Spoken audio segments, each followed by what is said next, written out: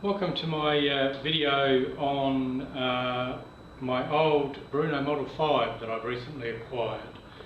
I bought this rifle for next to nothing because basically it's pretty old and beaten up.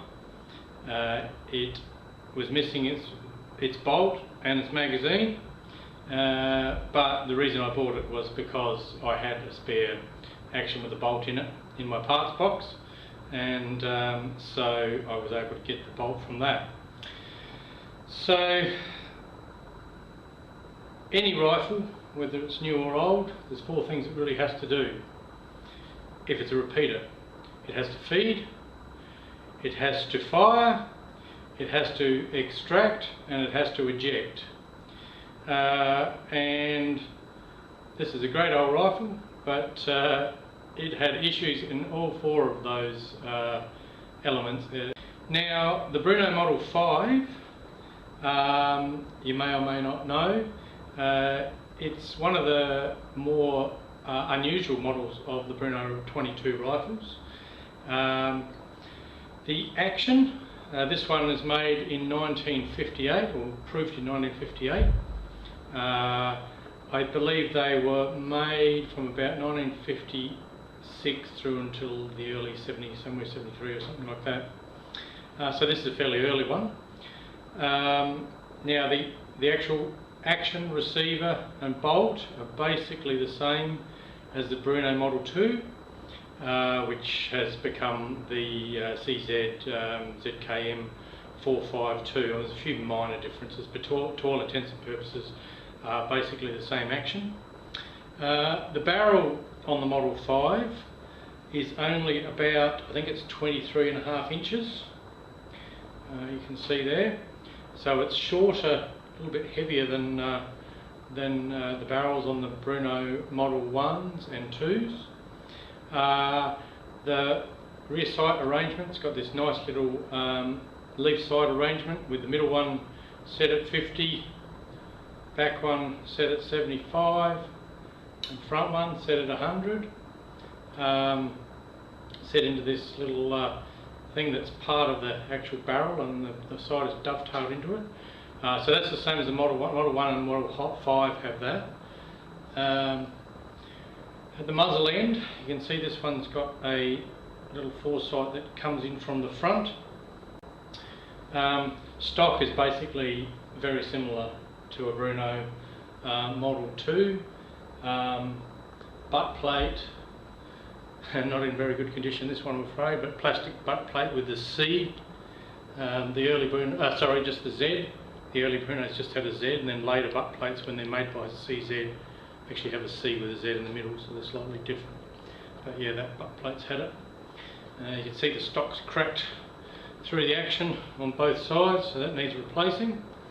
But anyway, I'll talk about my journey to getting this rifle going.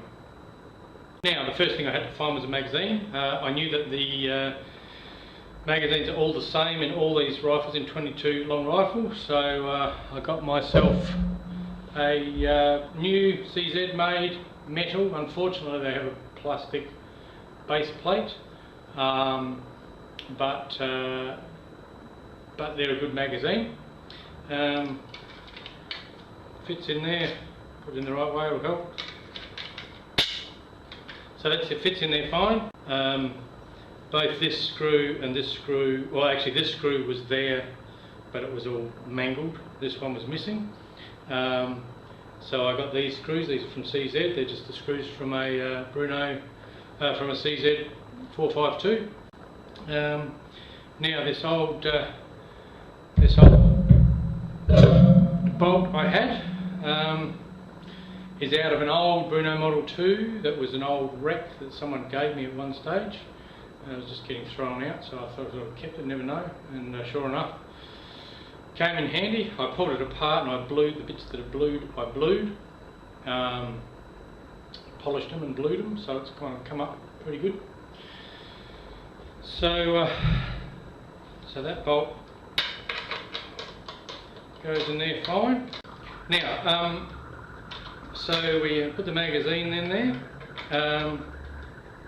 Now, as soon as I put the magazine in there and I started, put some cartridges in the magazine, tried it, fed perfectly, which I was relieved about because feeding problems can be a bit difficult. Fed perfectly, so that's the feeding. Feeding was sorted. Chambered the round, but when I went to extract, it just wouldn't extract. Just wouldn't grab the cartridge and pull it out. You had to get a screwdriver and pull it out. So there was obviously an issue with the bolt. Now, if you look at these CZ bolts, I'll try a close-up in a minute. They've got what looks like two extractors. So I'll put that up there. I'm not sure how well that's going to focus. If I put that about there like that, get it out of the way so it's only got that to focus on. You'll see there's the little round bit that the base of the cartridge sits in. When I look at this firing pin hole, it's a much bigger firing pin hole than my modern rifle. It's obviously just worn, but hopefully it's not too much of an issue. But you'll see it appears to have two extractors. Now, it's not actually the case. They're not. This one's the extractor. This one in the CZ nomenclature is called, and it's still the same part in the modern CZ 452 rifle, that's actually called the holder. Now I'll bring that around there like that and see if you can actually focus on that. Now with mine, it wasn't pulling it out of the chamber, and when I looked at the bolt, I could see that the tip of this tapered bit was actually, if we do it again, just that bit, there's the edge of our case there. It was sitting about, just wasn't quite grabbing the case. So my initial thought was it was this little spring that holds the ejector, the extractor, and this what's called the holder on the other side. I'll talk about that in a minute. Holds them in and creates a spring-loaded effect to them. That spring, you can see it was a bit weak because when you looked at the edges, it wasn't completely crimped across. Just with age and corrosion and everything, it just seemed to be weak. So I thought, aha, let's get one of those. So I ordered one of these new springs from CZ. I put my new spring in, put it in the rifle and tried it, and it still wouldn't work. So it was still like this. It just still wasn't quite, despite that spring's strength in pushing that extractor across, it still wouldn't go across. So I pulled it apart and had a look, and I put it in the bolt without the spring on and fiddled with it to see, and it just seemed, I'm not sure whether just the tip of this had been worn, but it just seemed that there's no way you could get it to just go over. We just needed to get it to go over that little bit there like that. So what I did was I dismantled the bolt. Right, to remove the extractor and holder and extractor spring, it's just a matter of prising this spring out carefully. Now you need to get a screwdriver underneath it. Often you'll need to just pull the extractor out a bit to get the screwdriver under there, and then you can just flip it out like that. Alright, so now what's happened there is it's actually gone out, so it's kind of hooked in behind. It's not holding the extractor, but it's hooked in behind it. So there we go. So pull that out there. You don't want to stretch it any more than you have to, obviously. So and the extractor just pulls straight out. You can see where the hole is. It has that little bit, and then the same on the other side.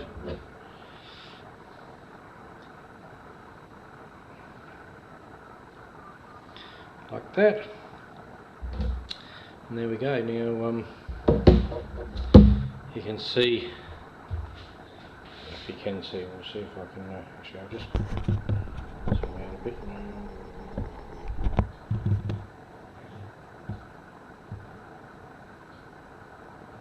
On the belly this part of the extractor. You can see it's fairly flat now. It's still got a slight belly, but that actually had quite a pronounced. I've probably taken about 1/2 mil of metal off there, and that's just allowed it to sit in. So you can see here it now sits in, and you can see it's overhanging the circle where the base of the cartridge is. So whereas before it was sitting at about that point, it was only just touching the edge of the cartridge. So I'm not sure why that was. I'm not sure how it used to work like that, or whether it was just a slight manufacturing fault when it was made, and it kind of did work, you know, and maybe had the sporadic problem and no one did anything about it. But anyway, now I've filed that down so that fits nice and snugly in there, and overhangs the rim of the cartridge. It works well. So to put this on, just click it on one side, and then you just got to be careful because it tends to want to jump in behind the extractor. So we just hold it out. There we go.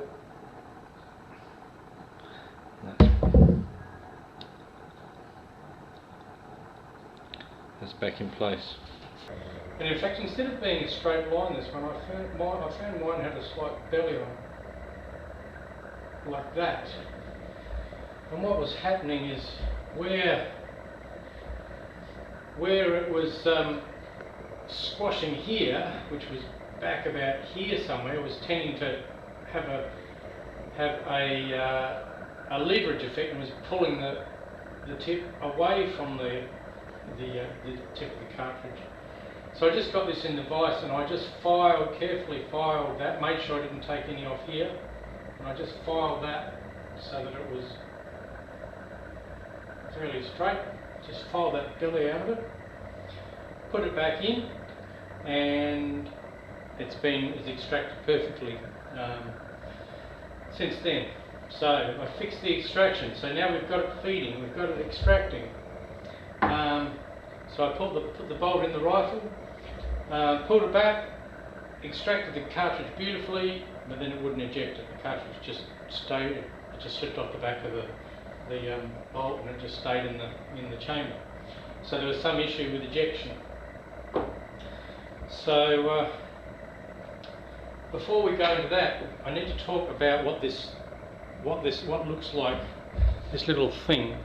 It looks like another extractor, but in fact isn't. That's called the holder. If you look at this bolt, see the little groove? It's got this little thing here, but on one side there's a little groove in the bolt there. Now, inside the rifle,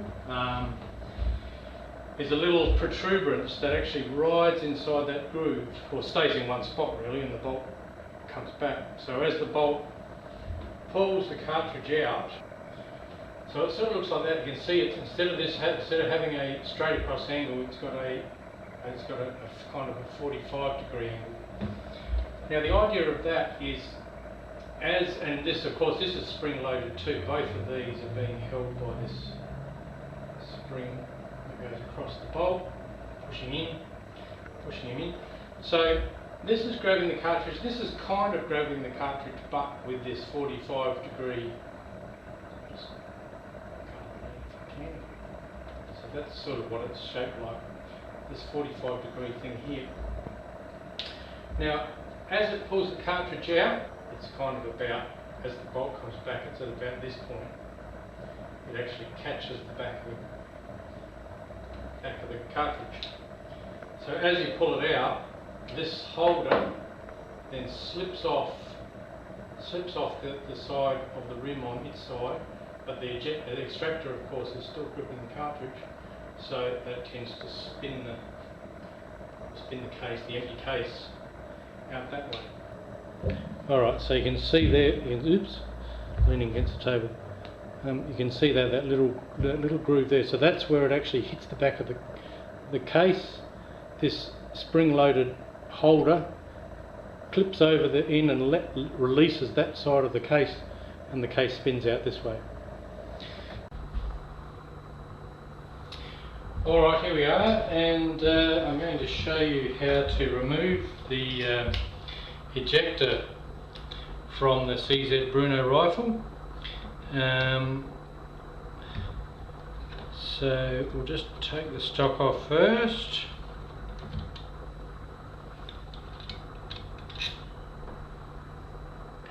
Always make sure you've got screwdrivers that fit the slots so you don't damage your screws. I've got nice new screws here, so I don't want to damage them.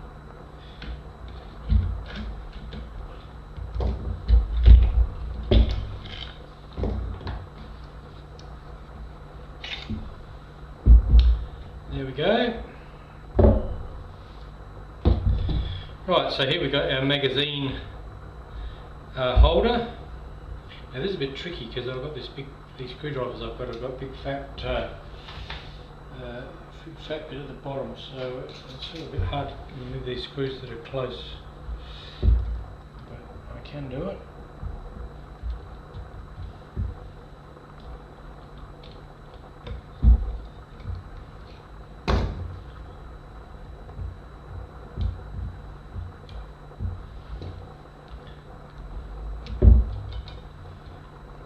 You'll notice that one of them's longer than the other. I think the shorter one goes at the front, I think, because it goes into where the thread of the barrel is, where the barrel's threaded in there. So if you use the one that's too long, it might impinge on the barrel. So short one at the front, longer one. See the difference between those two. Longer one at the back. So that just comes off. Now in the modern rifles, actually I'll show you the modern version thereof. So this is the old action that I've got that is a spare. Now you notice that's plastic. The reason there's a plastic one on that one is because the original metal one that looked the same as that came with this old action, I took it off and replaced the one on my modern 87 CZ 452. So this is the plastic one off that. So yeah, it's a shame really that they've changed to plastic, because these can break. I have seen reference to them break, just like the magazine base plate can break. Alright, so I've brought the camera over under a fluorescent light, so the light's shining in here, and you can actually see the ejector. If you look at this, you can see the ejector disappearing into that slot in the bolt as it comes forward. Alright, now I'll show you how to take the ejector out now.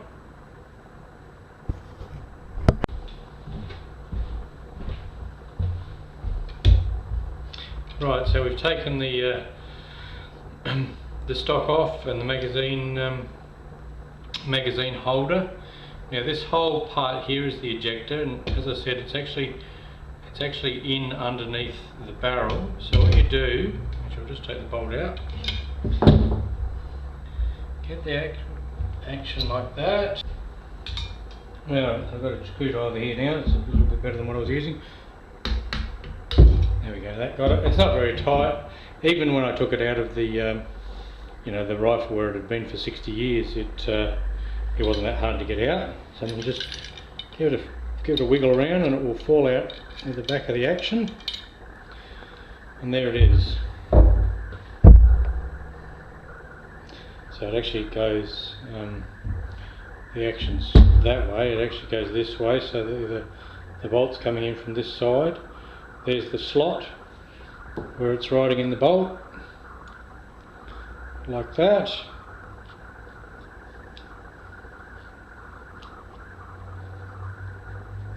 And when the bolt's closed, it's right up here somewhere.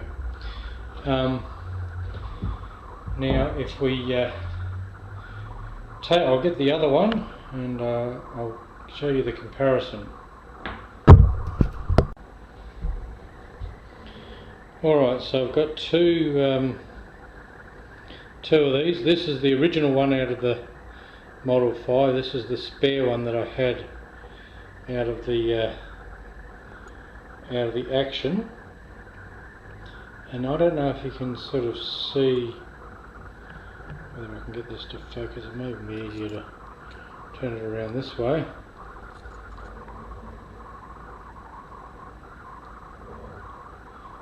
See, this one here is the good one, and you can see it's how worn this one is. It's worn right down, whereas this one's still obviously sticking up.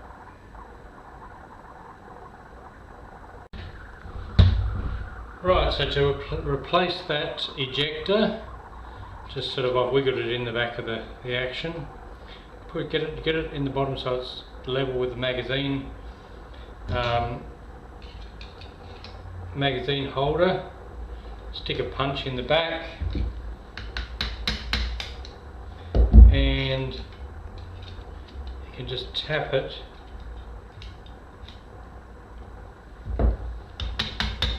There we go. So I've tapped that all the way up, so it's now gone in underneath the chamber, flush with the chamber.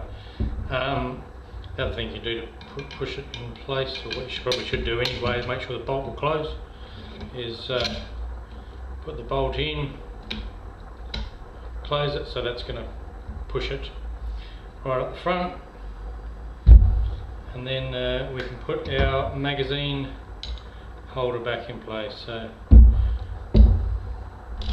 remember that the catch is on the front, small screw in the front, longer screw in the back, so we'll put that back in there.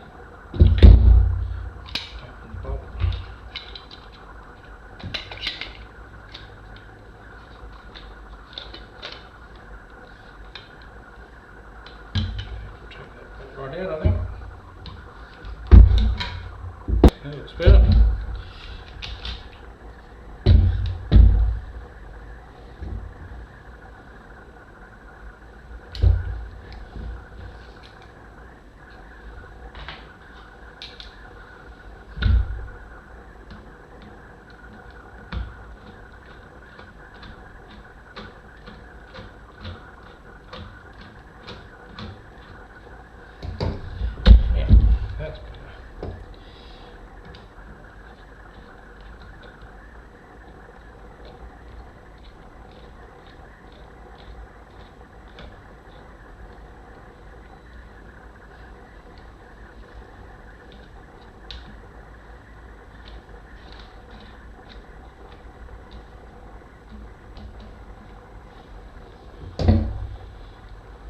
Right, so that's the ejector back in place.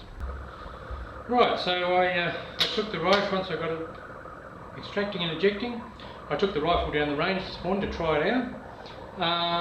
It's reasonably accurate. The barrel seems still to be alright despite its age and hard life. Now with federal, I initially using federal ammo, and it used that fine, it fired that fine.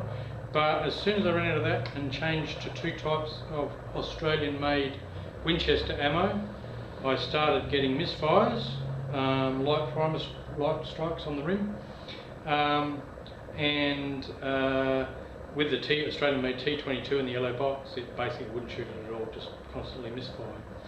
So that's another problem I've got to get around.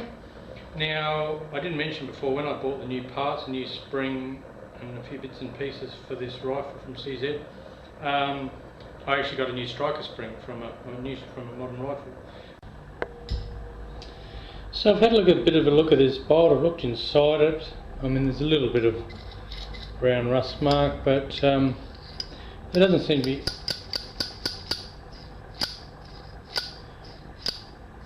that seems to go forward and backward pretty easily.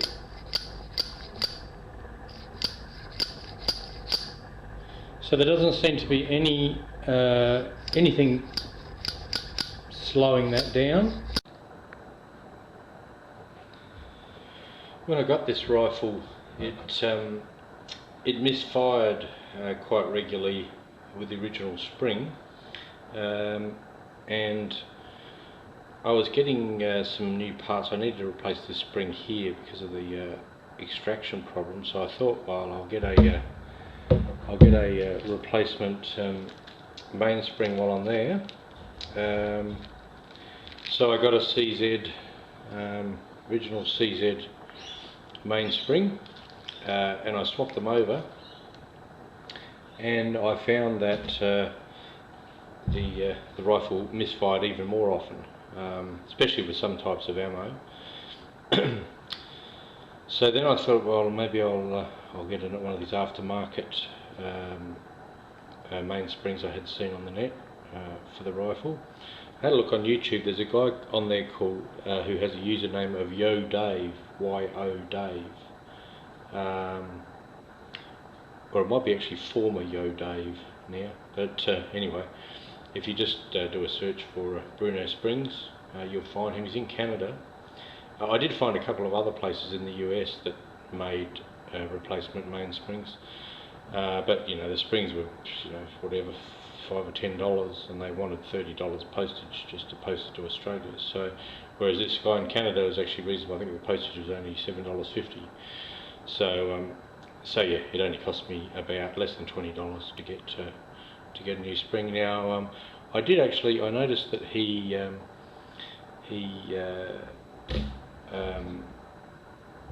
had both Brno and CZ springs listed separately, so I sent him an email and said, oh, is there any difference? And he said, yeah, the Brno springs are slightly longer. And I must admit I hadn't actually looked when I replaced my springs, so I pulled this one out, the one that I'd replaced, and sure enough the original spring was slightly longer. But anyway, I've now, so that's, the bolt actually has its original spring in it now, packaged from him now. So we'll get some scissors and we'll open that.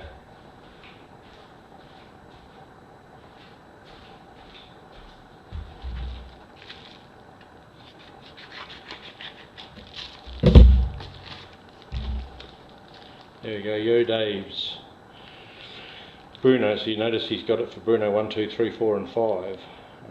Plus 10 striker speed, supposed to be 10% more power than a standard spring. So so that hopefully will be what we're after.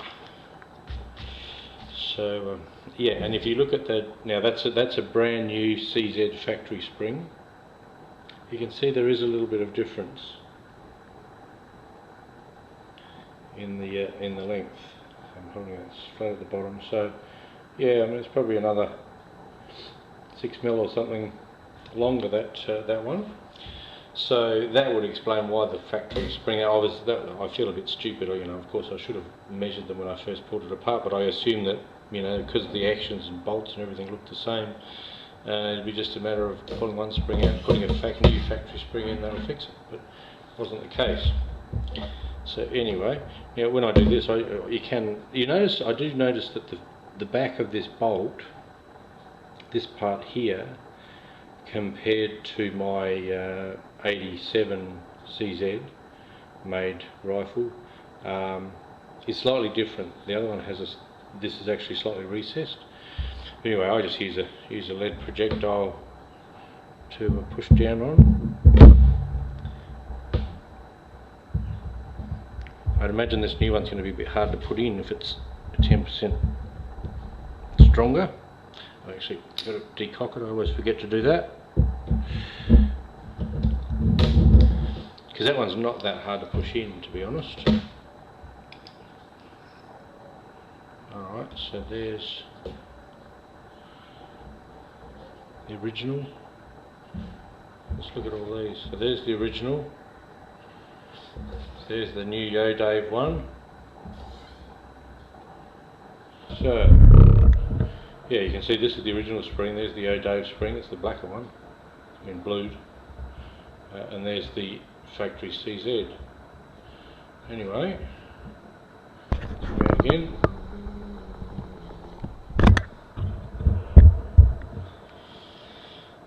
We'll put the Yo Dave spring in.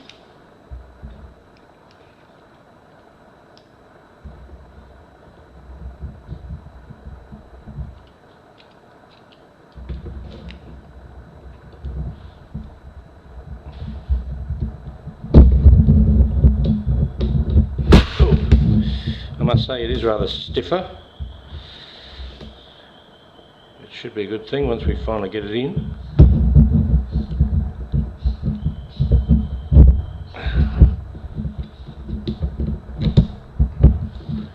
Right, not quite in properly yet.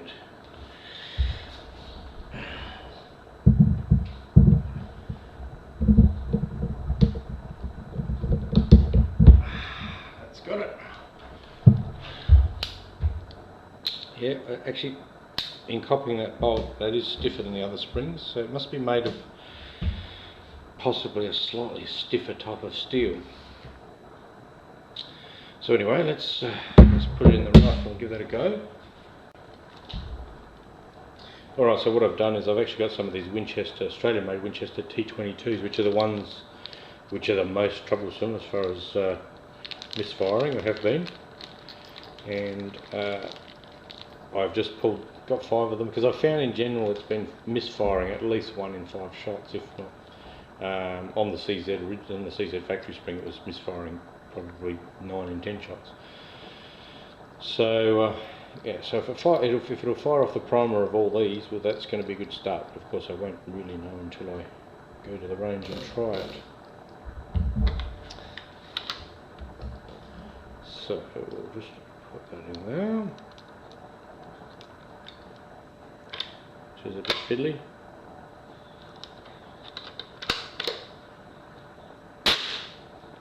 Okay, so I'm not sure how the sound is on this, but that fired, no problem. Try this one. That fired.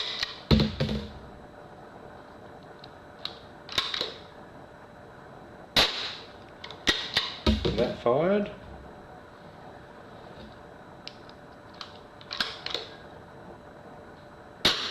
That fired. Interesting that there's slightly different volume of sound between different primers. Okay, so we got 5 out of 5. As you can see, you know, we've been fiddling with the ejection. As you can see, that extraction and ejection is working fine. So let's check the feeding. Alright, so yeah, these are Australian-made T22s. Apparently there's also some American-made T22s as well. But these are readily available here in Australia, just a standard, fairly budget target cartridge.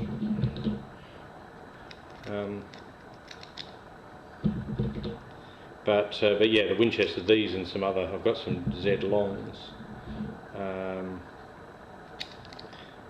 which are also mobile Winchesters, so they're probably using the same cases possibly, same hardness of brass, and they're the ones that were most problematic. The Federals seem to be soft, and they were okay with all the springs, but obviously you want a 22 that's going to actually, I'll turn this rifle over this way, I think, so then we can look this way. So what I'll do is I'll pull the magazine out a bit. Yeah, you want a 22 that's going to fire, or you know, every brand of brass that every brand of cartridge you want to feed it. Anyway, let's try the feeding.